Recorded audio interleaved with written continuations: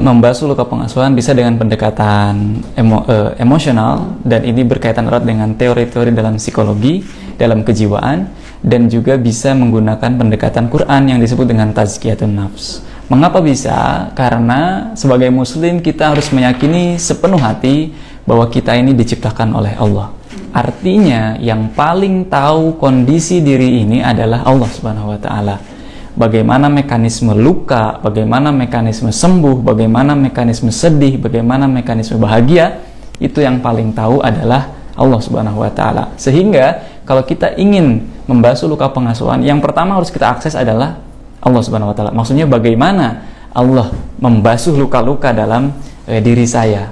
Dan Allah menjelaskannya melalui kitabnya, yaitu Al-Quranul Karim.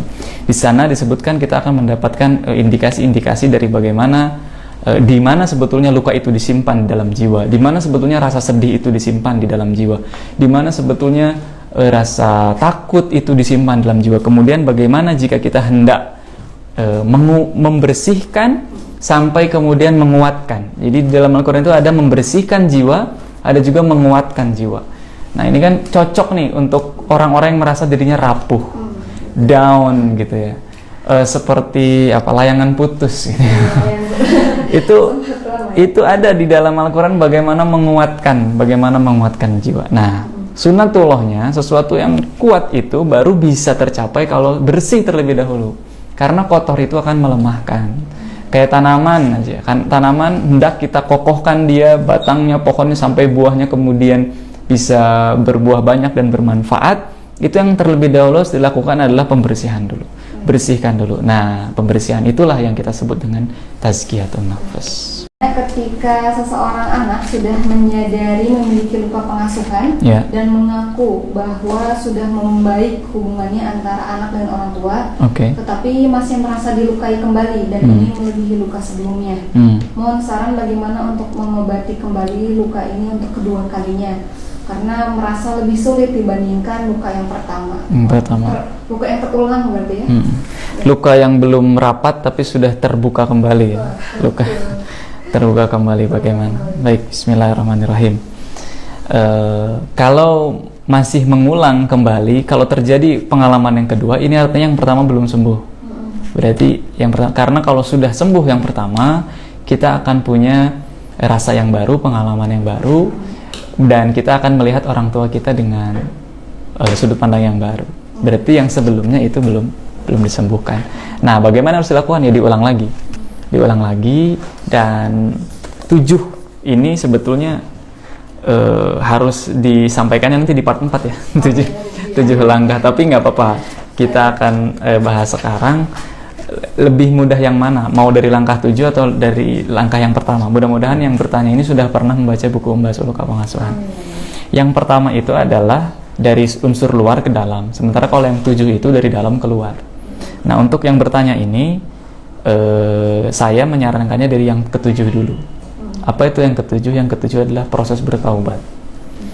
Mengapa taubat? Bisa jadi yang pengalaman kedua sekarang itu menjadi terasa lebih sakit daripada pembasuhan luka yang pertama. Itu bisa jadi rasa sakit itu karena masih ada dosa-dosa yang belum ditaubati.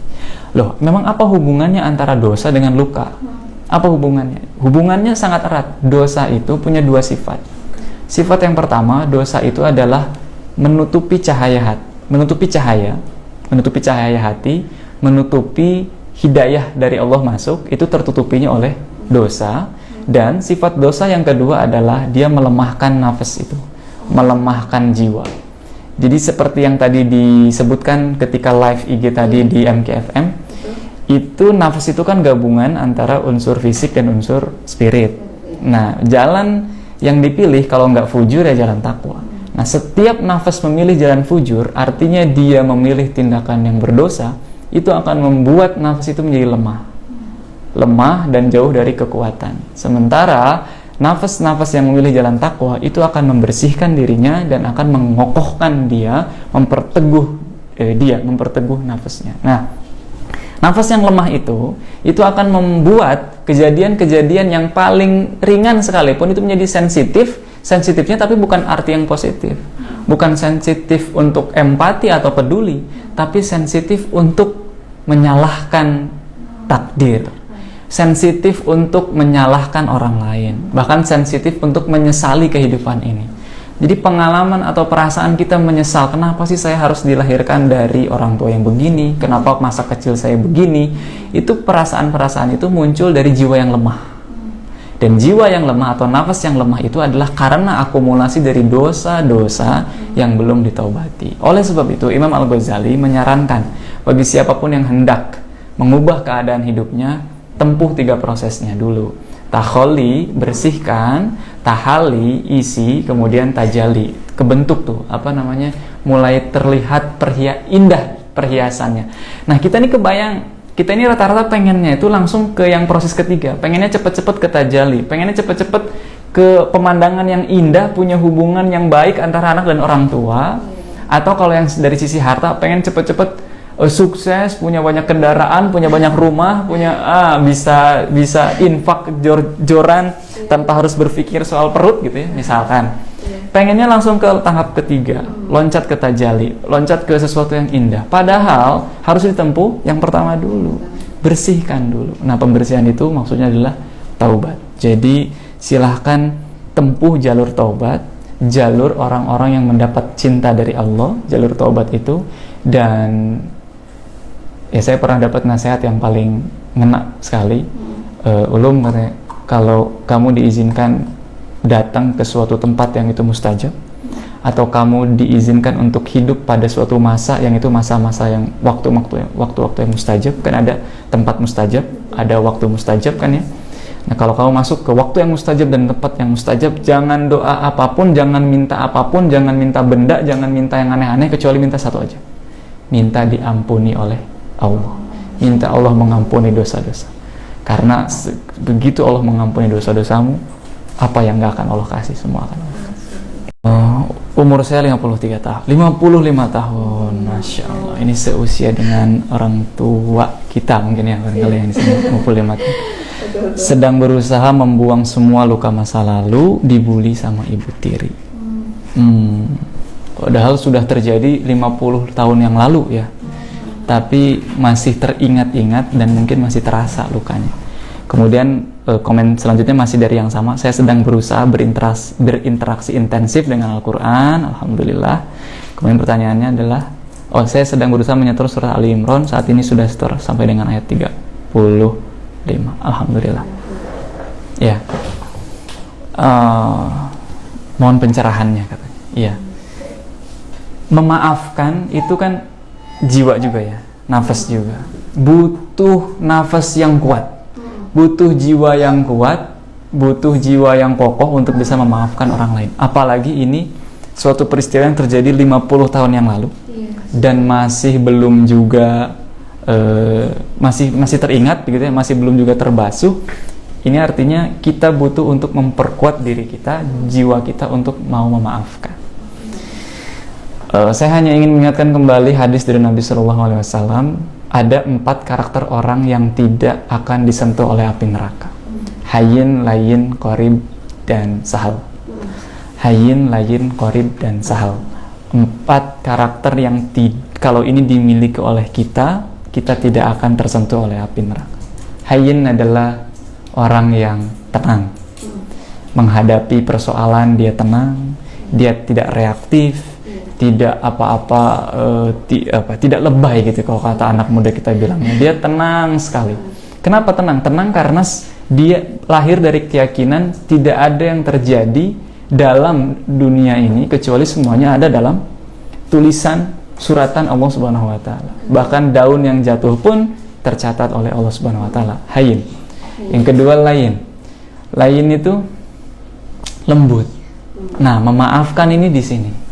Memaafkan ini di karakter yang kedua ini, layyin. Dia lembut, kelembutannya karena dia punya stok kasih sayang yang sangat banyak. Seperti misalkan kita ngusap-ngusap kucing, itu kucing pun menerimanya akan dengan kelembutan juga. Beda kalau kita ngusapnya dengan pukulan misalkan gitu ya, dia pun akan balas juga. Nah, yang lain itu kalau kita lagi ngusap kucing, atau kalau kita lagi bertemu dengan anak yatim, kemudian kita usap rambutnya, usap kepalanya, nah itu lain. Nah, memaafkan itu dari situ. Jadi kalau ibu punya motivasi untuk bisa terhindar dan kita sama-sama menginginkan untuk tidak tersentuh oleh siksa api neraka, yuk kita jadi pribadi yang lembut, yaitu pribadi yang memaafkan orang lain. Toh kejadiannya sudah terjadi, toh kejadiannya juga sudah berlangsung lama.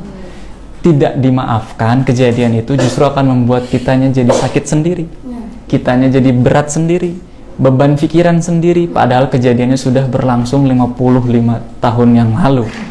Sekarang kita masih terus saja memikirkannya, ini kan menjadi kerugian kita sekarang. Maka maafkan, dan karena sudah mulai menghafal surat Ali Imran, nanti ada di ayat 103 kalau tidak salah, surat Ali Imran itu ada salah satu terapi untuk memaafkan orang lain adalah dengan berinfak. Ini juga ayat yang dikutip pekan lalu ya. A'udzubillahi minasyaitonirrajim.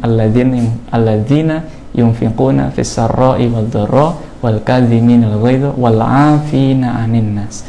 Dan orang-orang yang berinfak baik dalam keadaan sempit ataupun lapang, dan orang-orang yang alladzina yunfiquna fis sarra'i wad dharra wal kadhim, dan menahan amarahnya, dan orang-orang yang memaafkan kesalahan orang lain. Jadi menahan amarah dan memaafkan kesalahan orang lain itu bisa kita tempuh terapinya dengan infak. Infak yang bagaimana? Infak yang baik dalam keadaan lapang ataupun dalam keadaan sempit. Kalau lapang, infak mungkin kita ya biasa aja. Tapi kalau dalam sempit, infak kemudian bergetar hati kita, 50.000 tapi ini tinggal satu-satunya uang yang ada dalam dompet gitu kan, sampai bergetar hati kita. Nah infak yang begini akan menjadi terapi. Infak yang begini akan membuat hati kita, jiwa kita kokoh, dan akhirnya kita mampu memaafkan kesalahan orang lain. Wallahu a'lam bishawab. Itu kan tidak ada pelajarannya, maksudnya nggak ada kurikulumnya. Paling cuman ya jadilah pribadi yang memaafkan, paling juga begitu ya. Tapi bagaimana memaafkan? Bagaimana memaklumi? Itu kan urusan jiwa, urusan hati. Nah, karena ini perkara hati, perkara jiwa, saya ini yakin urusan jiwa ini salah satunya itu terkait erat dengan bagaimana kebiasaan kita dalam mengelola harta. Banyak ayat di Al-Quran yang menyandingkan bersebelahan antara jiwa dengan harta.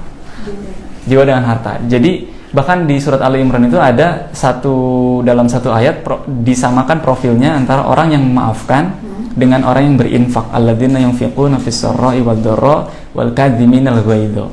Orang-orang yang berinfak dalam keadaan lapang ataupun sempit, dan orang-orang yang wal kadhiminal ghaidha, dan orang-orang yang menahan amarahnya, wal kadhiminal ghaidha, dan memaafkan manusia. Kelanjutannya begitu. Jadi orang yang berinfak, menahan amarah, dan orang yang memaafkan kesalahan orang lain itu disimpan dalam satu ayat yang sama, satu profil yang sama. Artinya apa? Bagaimana kita mengelola harta itu berpengaruh terhadap jiwa. Jadi kalau pertanyaan tadi, kok kalau ke orang lain susah ya maafinnya? Evaluasinya justru bagaimana kita sama harta. Kita hati-hati nggak dengan harta yang masuk, hati-hati nggak dengan harta yang keluar. Nah gitu ya.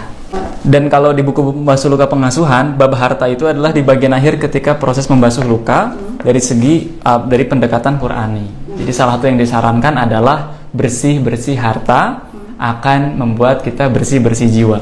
Jadi toksik apa tuh? Toksik, racun-racun dalam diri ini dibersihkannya dengan bersih-bersih harta. Sebagai kesimpulan di part yang pertama ini, luka-luka pengasuhan itu bisa terdeteksi dengan yang namanya respon error. Apa itu respon error? Respon yang berlebihan, yang sebetulnya stimulusnya atau pemantiknya itu biasa saja.